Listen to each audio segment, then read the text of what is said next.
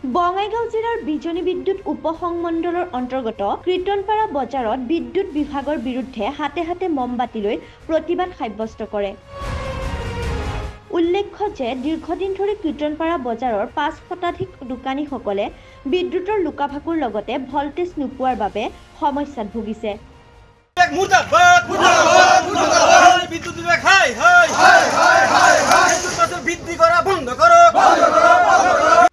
চৌবিশ ঘণ্টাৰ ২ ঘণ্টাও বিদ্যুৎ নাথাকে, লগতে বিদ্যুৎ থাকিলেও ভল্টেজ নাথাকে, ফলত অসুবিধাৰ সন্মুখীন হৈছে ব্যৱসায়ীসকল। ইফালে বিদ্যুৎ মাচুলৰ ক্ষেত্ৰতো অতিৰিক্ত মাচুল লোৱাৰ অভিযোগ।